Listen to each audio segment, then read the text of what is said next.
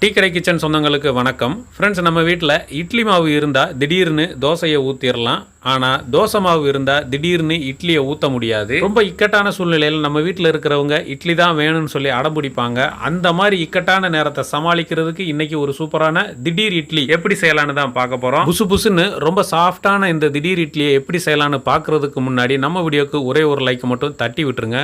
வணக்கம். நீங்கள் நம்ம டீ கடை கிச்சனில் ஒரு திடீர் இட்லி தான் செய்ய போகிறோம். அந்த திடீர் இட்லி செய்கிறதுக்கு தான் இன்றைக்கி நம்ம ஒரு பாத்திரத்தை வச்சுருக்கோம். ரவை மெஷர்மெண்ட் கப்பில் 2 கப்பு. அந்த 2 கப்பு ரவை எடுத்து நம்ம அந்த பாத்திரத்தில் சேர்த்துருக்கோம். வெயிட்டில் 400 கிராம் ரவை எடுத்தாச்சு. இந்த ரவையோடு சேர்த்து அவுல், நல்லா வெள்ளை அவுல் எடுத்துக்கோங்க. வெள்ளை அவுல் ஒரு 100 கிராம், அதாவது மெஷர்மெண்ட் கப்பில் 1 கப்பு வெள்ளை அவுல். அதையும் எடுத்துகிட்டு அந்த ரவையோடு சேர்த்துருங்க. அதில் 1 கப்பு தயிர், மெஷர்மெண்ட்டில் 1 கப்பு தயிர். அது அப்படியே நல்லா கெட்டி தயிரை இதில் சேர்த்துருங்க. இப்போ தயிர் மெஷர்மெண்ட்டில் 1 கப்பு. நம்ம அந்த அளவில் பார்த்திங்கன்னா 250 ml. அதையே நல்லா அந்த ரவையோடு சேர்த்து நல்லா கலந்து விடுங்க. அந்த தயிரை போட்டு நல்லா கலந்து விட்டுட்டு தண்ணி மெஷர்மெண்ட்டில் 1 கப்பு தண்ணி இதில் சேர்க்குறோம். தண்ணி இதில் 1 கப்பு, இது 250 ml. தண்ணியும் சேர்த்துட்டு நல்லா கலந்து விடுங்க. இப்போ நம்ம 1 கப்பு தயிர், 1 கப்பு தண்ணி எல்லாத்தையும் சேர்த்து நல்லா கலந்துட்டு நல்லா அப்படியேவும் ஒரு 10 நிமிஷம் மட்டும் ஊற வச்சிடலாம். நல்லா அந்த ரவையும் அந்த அவுலும் அந்த தயிர்லையும் தண்ணிலையும் நல்லா ஊறட்டும். இப்போ நமக்கு 10 நிமிஷம் நல்லா ஊறிடுச்சு. இப்போ நம்ம 10 நிமிஷம் ஊறினதை அந்த ரவையும் அந்த அவுலையும் எடுத்து ஒரு மிக்சி ஜாரில் எவ்வளோ அடிக்குமோ அவ்வளோ மட்டும் சேர்த்துக்கோங்க. நல்லா அரைக்கிற அளவுக்கு மட்டும் இந்த மாதிரி கொஞ்சமாக சேர்த்துட்டு இப்போ இதில் தண்ணி ஒரு 100 ml தண்ணி மட்டும் உள்ளே சேர்த்துருங்க. சேர்த்துட்டு இதை நல்லா ஒரு பேஸ்ட் மாதிரி அரைச்சி எடுத்து வந்துடலாம். இப்போ நல்லா அரைச்சாச்சு. இந்த அளவுக்கு நல்லா அரைச்சிடணும். அரைச்சிட்டு அப்படியே ஒரு மிக்சிங் பவுலில் மாற்றிடுங்க. நல்லா அந்த அளவுக்கு ரொம்ப தண்ணியாக இல்லாமல் கெட்டியாக இருக்கணும். நம்ம இட்லி மாவு பதம் தான், இட்லி மாவு பதம் இந்த அளவுக்கு கெட்டியாக இருக்கணும். அப்புறம் நம்ம அடுத்தடுத்த ரவுண்டில் அரைச்சிட்டு இதே மாதிரி பவுலில் சேர்த்துக்குவோம். அப்புறம் என்ன தண்ணி தேவைப்பட்டால் நம்ம மிக்ஸ் பண்ணிவிட்டு அதை என்ன கண்டிஷனில் வரும்ன்றது நம்ம மொத்தமாக மிக்ஸ் பண்ணும்போது பார்த்துடலாம். இப்போ இருக்கிறதையும் நம்ம அதே மாதிரி மிக்சி ஜாரில் சேர்த்துட்டு அதில் ஒரு தண்ணி 100 ml வரைக்கும் சேர்த்துட்டு அரைச்சிட்டு இந்த மாதிரி கொஞ்சம் கெட்டியாக தனியாக ஒரு பவுலில் எடுத்து வச்சுருவோம். இப்போ நம்ம அரைச்சி எடுத்தாச்சு. இப்போ நல்லா அந்த பவுலில் போட்டு இதுக்கு தேவையான உப்பு ஒரு 3/4 டீஸ்பூனு தூள் உப்பு இதில் சேர்த்துட்டு இப்போ மறுபடியும் ஒரு 50 ml தண்ணி அதில் சேர்த்துட்டு இதை நல்லா கலந்துக்கிறணும். இப்போ நம்ம ஊற வச்ச தண்ணியை தவிர்த்து இதை நம்ம அரைக்கிறதுக்கு மட்டும் நமக்கு 400 ml தண்ணி தேவைப்பட்டிருக்கு. அதோடு சேர்ந்து இந்த உப்பை சேர்த்து நல்லா கரைச்சி கலந்து விட்ருங்க.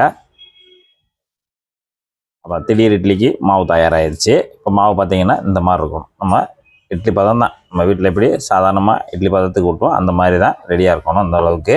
இப்போ நம்ம இது அப்படியே இருக்கட்டும். இதுக்குள்ளே ஒரு தாளிப்பு ஒன்று போடணும், அதை நம்ம ரெடி பண்ணிடலாம். இப்போ தாளிப்பு பண்ண போகிறோம். தாளிப்பு பண்ணதுக்கு நல்லா இந்த மாதிரி ஒரு கடாயை எடுத்துகிட்டு அடுப்பத்தை வச்சு இப்போ கடாயை சூடாகிட்டு இருக்கு. சூடாகிட்டு கிடையத்தில் நம்ம எண்ணெய் 50 ml அன்றைக்கி சன்ஃப்ளவர் ஆயில் சேர்த்துருக்கேன். நீங்கள் கடலெண்ணெய் எதனாலும் சேர்த்துக்கலாம்.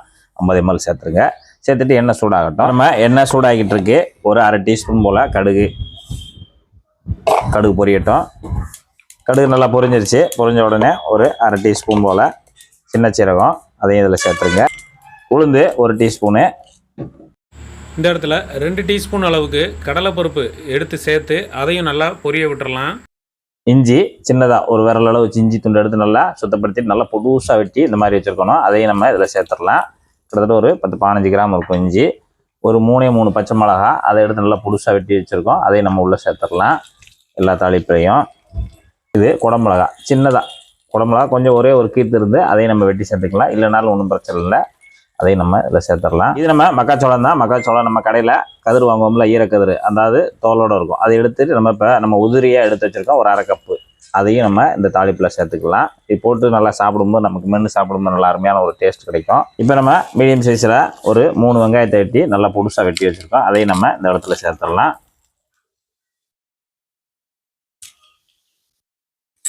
எல்லாத்தையும் அப்படியே நல்லா கலந்து விடுங்க. நல்லா வதங்கி வரட்டும். இப்போ நம்ம இந்த தாளிப்புக்கு மட்டும் ஒரு 1/4 டீஸ்பூனு தூள் உப்பு இந்த தாளிப்புக்கு மட்டும் சேர்த்தாச்சு. ஒரு கொத்து கருவேப்பிலை அதையும் உருவிட்டு உள்ளே சேர்த்துருங்க. 1/4 டீஸ்பூனு பெருங்காயத்தூள் அதையும் தூவி விட்டுருங்க. இப்போ நல்லா சேர்த்து எல்லாத்தையும் கலந்து விடுங்க. நல்லா வதங்கி வரட்டும். இப்போ நமக்கு எல்லாமே போட்டு ஒரு 3 நிமிஷம் மட்டும் நல்லா மிதமான சூட்டில் வந்து நல்லா கலந்து விட்டு இந்த மாதிரி வதக்கி எடுத்துக்கோங்க. வெங்காயம் நல்லா இந்த அளவுக்கு கண்ணாடி பதம் நல்லா வதங்கின உடனே அவ்வளோதான். நமக்கு கடைசியாக கொஞ்சமாக மல்லித்தலை ஒரு கொத்து கையளவு எடுத்து நல்லா புதுசாக வெட்டி வச்சுருக்கேன். அதில் நல்லா தூவி விட்டுட்டு கலந்து விட்டுருங்க. கலந்து விட்டுட்டு இப்போ நீங்கள் ஸ்டவ் ஆஃப் பண்ணிடலாம். இப்போ நம்ம அந்த தாளிப்பை வந்து அந்த எல்லாத்தையுமே நம்ம மாவில் சேர்த்துடலாம்.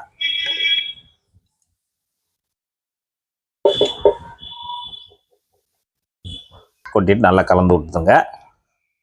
இது சோடாப்பு ஒரு அரை டீஸ்பூன் மட்டும் சோடாப்பு அதோடு சேர்த்து லைட்டாக சேர்த்து விட்ருங்க. சேர்ந்து விட்ருங்க. இது வந்து நம்ம இட்லி ஊற்றுறதுக்கு முன்னாடி அந்த ஸ்டெப்பை செய்யணும். முன்னக்கூடியே போட்டு கலந்துட வேண்டாம். கடைசியாக மட்டும் போட்டு நல்லா கலந்து விட்டுட்டு அப்புறம் நம்ம வந்து அதை ஊற்றி எடுத்துக்கலாம். இந்த அளவு கலந்துட்டு அப்படியே இருக்கட்டும்.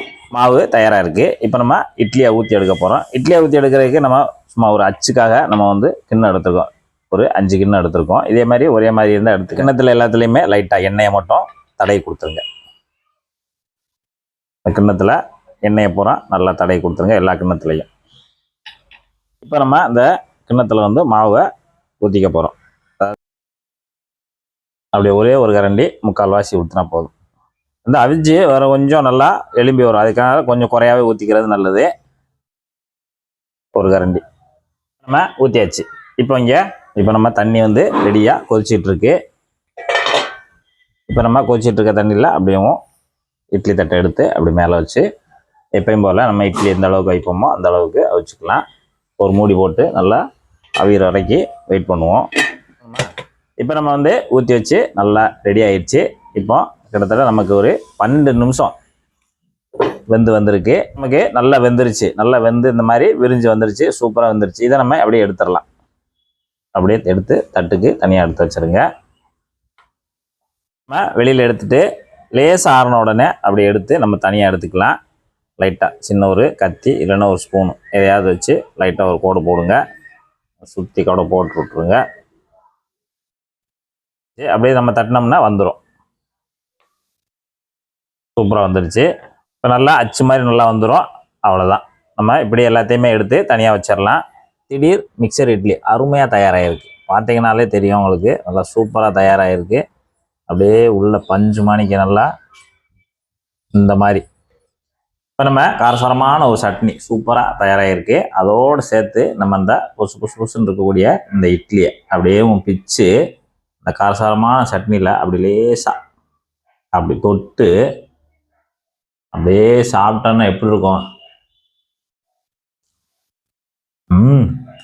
அந்த இட்லிக்கும் இந்த ஒரு காரசாரமான சட்னிக்கும் காம்பினேஷன் அப்படி இருக்கு. நல்லா அருமையாக இருக்கு. இது போல் நீங்களும் உங்கள் வீட்டில் ஒரு அருமையான ஒரு திடீர் மிக்சர் இட்லியை செய்து சாப்பிட்டு பார்த்துட்டு எப்படி வந்தன்றதில் கமெண்ட் சொல்லுங்கள். நன்றி, வணக்கம்.